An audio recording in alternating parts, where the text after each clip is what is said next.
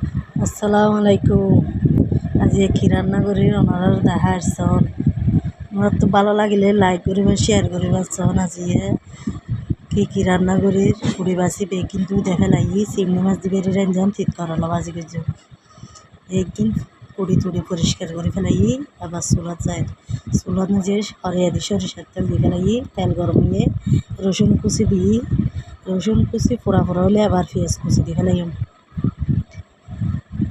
রসুন কুচি একটা শুকন দিলে পোড়া পোড়া করি রসুন কুচি দেওয়ার পরে আবার পেঁয়াজ কুচি দিয়ে ফেলাই পেঁয়াজ কুচি দেওয়ার পরে হালকা করে লবণ দিও লবণ দিয়ে ফেলাই লবণ দিলে একবার তরকারির স্বাদ বাড়ে লবণ দেওয়ার পরে এবার চিংড়ি মাছ দিই চিংড়ি মাছ দেওয়ার পরে আবার লাড়াচাড়া করছো লাড়াচাড়া করিয়ে নে চিংড়ি মাছরে ভাজা ভাজা করে ফেলাইও একটু সময় করিয়ে নে ভাজা ভাজা করছো যাতে চিংড়ি মাছ ভাজা ভাজা পান বেশ কয়েকটা ভাজা ভাজা করা পরে ভাজা ভাজা করে ফেলাই এরপর ভাজা ভাজা শেষ হলে আবার মরিচের গুঁড়ি মশলার গুঁড়ি হলুদের গুঁড়ি মিক্স করে দিও চিংড়ি মাছ ভাজা ভাজা হয়ে যাওয়ার কই তেলের মধ্যে এবার মশলা এড করে দিয়ে ফেলাই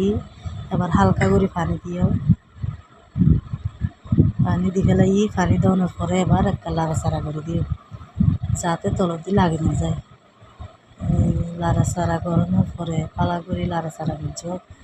লাড়াচাড়া করানোর পরে সব ওর দিয়ে তরকারি ওর দিয়ে